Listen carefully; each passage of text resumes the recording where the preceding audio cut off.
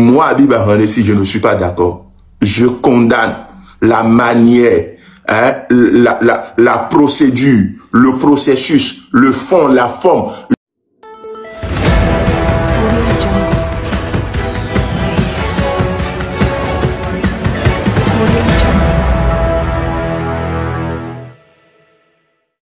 Vous voulez nous dire que non, puis il y a une coupure de courant, ils ont tripartité les votes et comme ça. Arrêtez de nous distraire. Arrêtez. Parce que vous connaissant, tous ceux qui sont à l'Assemblée nationale, tous les 109 députés que nous avons à l'Assemblée nationale, les connaissant sincèrement, ils peuvent pas faire blocus à cette proposition de loi. Ils ne peuvent pas, ils ne sont pas ceux-là qui sont aussi patriotes. Ils ne sont pas ceux-là qui sont aussi patriotes pour bloquer cela. Habib nous parle souvent de militantisme. Le militant c'est ceci, le militant c'est cela, mais malheureusement les militants, les vrais militants ne gagnent rien dans notre pays. Les vrais militants sont toujours à la touche. Si vous prenez les 109 députés qui sont à l'Assemblée nationale, à part quelques-uns que vous avez compris, à part quelques-uns que vous connaissez, est-ce que vous connaissez, vous les connaissez en majorité dans l'arène politique du Bénin, dans le militantisme au Bénin? Vous les avez vus déjà une seule fois? Non. Et ramasser mes lèvres ici. Ben, il y a eu l'élection maudite. Bon, au faux. À part ça, il n'y a plus rien du tout. Il n'y a plus rien du tout. Ce n'est pas des militants. C'est pas des militants. Donc, les connaissants, ils ne peuvent jamais faire blocus à cela. Et vous venez encore une fois vous venez, hein, cette nuit, vous avez fait de quelqu'un un roi pour cette nation. Bon, maintenant, vous avez fait de quelqu'un un roi pour cette nation. Bon, maintenant, merci beaucoup. Déjà, avant de commencer, je vais me positionner un peu parce que je m'inscris dans un contexte où je suis soutien des actions du gouvernement et de la dynamique en place. Par contre, il faut le reconnaître, j'ai un peu de mal à boire ce qui nous est servi ce matin. Pourquoi? Dans un premier temps, le Sénat, tel que rédigé comme proposition de loi, il doit susciter quand même beaucoup de questionnements. Au début, j'étais le premier à boire parce que, voilà, n'ayant pas creusé le truc. Et j'étais d'accord sur beaucoup de points de la proposition de cette loi-là, jusqu'à ce qu'on me fasse remarquer, par exemple, que c'était une façon d'appeler les militaires à la politique. Je leur demandais, en fait, de siéger à une table, en fait, de décision, et au risque de les frustrer si leur voix n'était pas écoutée, par exemple. Et ça m'a fait réfléchir, tout comme quelques autres points. On va parler par exemple du fait que actuellement il y a des tensions entre le président Talon et le président Yaïbouni. Si ces deux-là se retrouvaient au sein d'une institution qui pouvait décider et qui a tendance à vouloir jouer un rôle de contre-pouvoir, est-ce que ça ne sera pas explosif? Tout ça. Et ça faisait que en fait j'émettais des réserves. Je me suis dit, c'est peut-être pas le bon moment pour passer à ça, et plus tard on pourra le faire. Donc, bien qu'étant de la mouvance, je m'en suis remis en fait aux opposants que nous avons actuellement, et je me disais, après discussion, après vote, ça peut quand même être bloqué. Mais que je remarque aujourd'hui que ces députés-là n'ont pas pu faire barrage à ça, ça me frustre un peu. Ça me frustre effectivement, parce que je me dis, 3 ont encore été pris. Et 3 ont encore été pris en plus du premier qui a été pris en plus des 6 qui ont quitté. Et ça me remonte davantage parce que je me dis, à un moment, il faut qu'on puisse comprendre que la classe politique actuelle n'a pas pour objectif, en fait, de défendre le peuple. Il faut qu'on se dise les choses de façon claire. Pourquoi? Parce que Sodimou à bouger, on va le dire comme ça, parce qu'on n'a aucun moyen clair de dire que c'est parce qu'il a été acheté. 6 autres ont quitté pour des intérêts personnels, ça je peux le dire haut et fort, parce que à un moment on voulait soutenir, parce qu'on espérait qu'il puisse y avoir des élections et un renversement de pouvoir pour quand même viser quand même ses intérêts personnels. Et quand on a vu que ses intérêts étaient menacés, on a sauté tout de suite de la bague parce qu'on manquait de conviction et on a rejoint l'autre côté. Et maintenant, 3 autres ont choisi leurs intérêts personnels plutôt que l'intérêt du peuple et se disant défenseurs du peuple dans l'opposition. Mais après, je me dis, est-ce que ce sont les seuls à qui il faut jeter la pierre? Parce que ce ne sont pas les seuls. Avant eux, il y a aussi le BR et l'UPR qui ont quand même voté tout ça à l'unanimité. Donc, à un moment, il y a un problème sérieux avec cette classe politique-là actuelle. Moi, je le dis, hein, ça ne change pas le fait que je sois un soutien constant du régime en place. Non. Et c'est ça qui conforte encore plus ma position aujourd'hui parce que, à un moment, il faut qu'on puisse se réveiller, qu'on puisse comprendre que ces gens-là donnent raison à Talon. Talon a toujours mené une politique où il a tendance à me faire remarquer que allons à un système partisan qui force les gens à servir le peuple plutôt que leurs intérêts personnels. Et aujourd'hui, on comprend pourquoi. Moi, je me dis, si ça n'avait pas été ces réformes sur réformes sur réformes qui ont été mises en place, je pense que on n'aurait jamais su, en fait, la mentalité intrinsèque de ceux-là qui représentent, en fait, le peuple aujourd'hui. Et c'est dommage. C'est dommage parce que, à un moment, il faut qu'on puisse se dire, oui, je veux, hein, j'ai besoin d'argent, j'ai besoin de ci, j'ai besoin d'être reconnu comme étant autorité et tout. Mais est-ce que c'est ce qu'il y a de mieux? Et ces gens-là, on dirait qu'ils ne se posent pas ces questions-là. Ils ne se les posent pas. Tant que moi, j'ai mon argent, je le prends. Et voilà. Donc, c'est voté, le verre est servi, c'est tiré, on n'a qu'à le boire. Je dis que vous n'êtes pas d'accord. Et cette loi qui est votée, cette révision qui est faite de manière incongrue, moi, Habib Ahmed-Essi, je ne suis pas d'accord. Je condamne la manière, hein, la procédure, le processus, le fond, la forme. Je condamne dans son entièreté.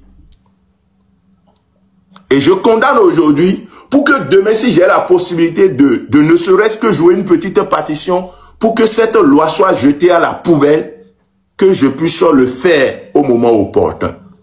C'est ça les mauvaises lois.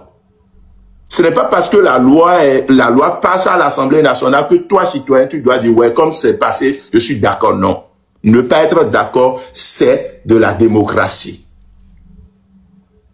Alors, regardez, Amand disait tout à l'heure, il posait la question par rapport à la trêve. Vous savez ce qui est en train de se passer, vous imaginez ça, et que lorsque le prochain président de la République sera élu, désigné ou encore imposé, je ne sais pas, c'est que nous allons passer 6 ans en République du Bénin à ne pas aller contre une décision du gouvernement. Nous allons passer 6 ans à ne pas, c'est-à-dire animer par exemple des forums. Bon, il ne peut pas nous empêcher, nous autres, d'animer des forums si on se retrouvait dans l'opposition, on ne sait pas encore. Jamais. Jamais. Mais ça veut dire que tous les partis politiques qui vont se réclamer de l'opposition seront vides, n'auront aucun sens. Parce que si on vous interdit de faire des activités, vous n'existez pas. Si on vous interdit pendant 6 ans, et si le président commençait par tout piétiner? Si par exemple le président Bombé fait un live, on l'arrête, quelqu'un fait quelque chose et on n'est pas d'accord. Nous allons passer 6 ans, ou bien 5 ans, 5 ans, on va se taire. Et puis c'est à 1 an de l'élection présidentielle prochaine que on va commencer par parler. Est-ce que ça a du sens? Et pour justifier cette bêtise proposée, qui pue. On dit que, ouais, on doit se concentrer sur le développement du pays. Vous entendez des bêtises du genre venant d'un monsieur comme Akhenatonde. Venant d'un monsieur comme Akhenatonde, qui dit on doit se concentrer sur le développement du Bénin. Comme si lorsque quelqu'un n'est pas d'accord avec le régime ou un président, ça empêche le président d'impacter le pays, ça empêche le président de construire des hôpitaux, de donner le minimum à son peuple. Comme si, quand un parti politique anime un meeting, par exemple, pour dire on n'est pas d'accord avec le président de la BEU, ça empêche le président de continuer à faire dérouler son projet. Au contraire, en temps normal, un président doit être à l'écoute, par exemple, de l'opposition. Parce que tout ce que le président fera, c'est-à-dire, ne peut pas passer comme une lettre à la poste. Parce qu'il n'a pas la science infuse. Il n'a pas de bonnes idées sur tous les plans, dans tous les domaines. Aucun humain n'a cette capacité ou n'a cette possibilité. Et vous soutenez ça. Non, laissez les vieux qui ont déjà fini leur truc là. Il faut les laisser. Eux autres, ils n'ont plus rien à perdre. Mais nous, revenons à nous. Nous qui sommes de la trentaine, nous qui sommes de la vingtaine, cette génération de jeunes-là, nous voulons apprendre le militantisme comment? On veut exister comment? On veut aller sur le terrain, on veut se faire savoir qui nous sommes, par quelle manière en fait.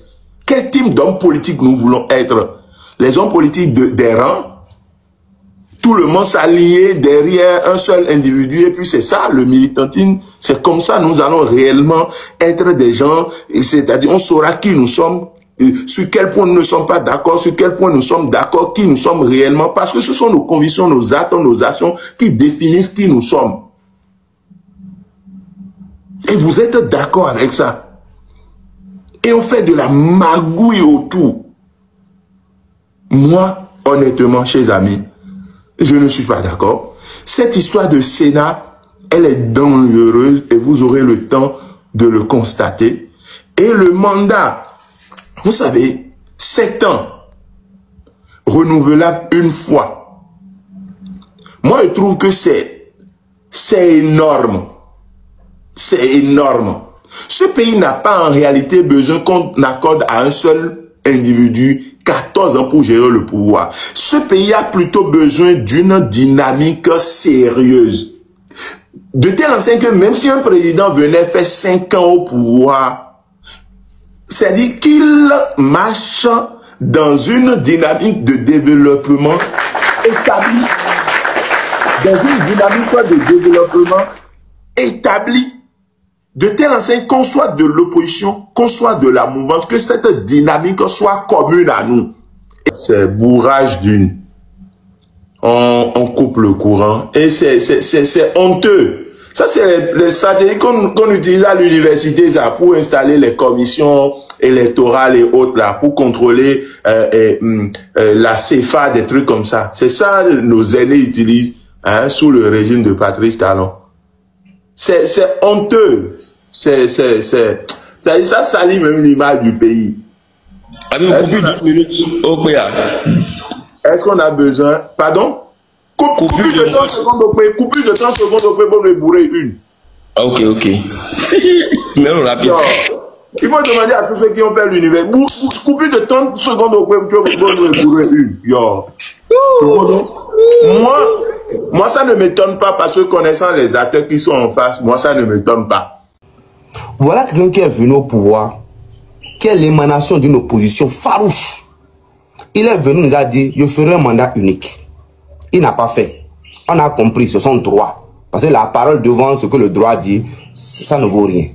Il a fait. Et moi, j'ai encore entendu dire que je ne vais pas supporter une révision constitutionnelle. Et ce n'est pas ça. Hein. Il a dit même que si c'était enclenché là, je m'opposerai à ça. Aujourd'hui là, nous avons fait une révision constitutionnelle. Et il ne s'est pas opposé. Bon, à un moment donné, je veux que nous parlons vrai. Comment est-ce que on implémente dans la tête du jeune béninois qui veut faire la politique, qu'il faut respecter une parole politique, une promesse politique. Ceux qui croient. Donc, non, d'abord ça là, c'est une boutade, hein? C'est une boutade qui nous conditionne à être des faux hommes politiques demain. Parce que nous devons chercher plus à être constants, malgré les intérêts, nous devons, c'est pourquoi nous devons peut-être réfléchir froid avant de prendre les décisions. Donc aujourd'hui, dites-nous, c'est-à-dire même ceux qui vont supporter franchement, quand ils vont dormir sur leur coups, ils vont dire, Pourtant, il avait dit ça, il avait dit ça. Bon, je dis ça, je passe, et je laisse ça au jugement de chacun. Nous avons révisé notre Bible républicaine aujourd'hui. Et regardez les conditions dans lesquelles ça s'est fait. Premièrement, on a attendu que ce soit les 5 qui, disons les 6 qui démissionnent du groupe parlementaire, et on a la force qu'il faut pour pouvoir à juger de la recevabilité déjà de cette modification-là. Donc c'est tellement bien calculé. En même temps qu'ils démissionnent, en même temps on demande une modification. D'accord? Et nous continuons comme ça. On était là, et disons dans un intervalle de, au plus quoi? Et ça fait 3 semaines même. Bah, tout est déjà changé. On a une nouvelle institution qui vient de se mettre en place. Nous avons des mandats qui changent automatiquement. Ça a été fait, reconnaissez-le, sans débat. Sans des débats nationaux. Alors que dans d'autres cieux, ou à une autre époque, on entend discuter de ce truc-là pendant au moins 1 mois, 2 mois. Et chacun va dire, et ça aura le temps d'influencer même nos représentants. Ou pas. Mais on n'a pas eu ça. Ça a été fait, disons, dans la nuit, pendant que beaucoup dormaient d'ailleurs, nous sommes réveillés avec ça. Mes amis, vous pensez que nos représentants là, nous respectent? Vous pensez ça? Alors même que la Constitution permet à ce que nous puissions aller à un référendum pour demander au peuple, est-ce que vous êtes d'accord ou pas? On ne l'a pas demandé. Déjà sur la forme, vous voyez déjà comment les trucs se sont passés. Maintenant, moi je suis républicain, je suis régalien. Les trucs se sont faits, nous nous soumettons. Et s'il y a quelque chose qu'il faut cultiver quand vous vous aspirez à faire de la politique ou bien avec des hommes politiques, c'est de cultiver l'adaptabilité. On va s'adapter. Et vous allez voir que le Benoît a un génie de s'adapter là. Si bien que vous allez voir que les blocages qu'on pense mettre, il y aura toujours des contournements.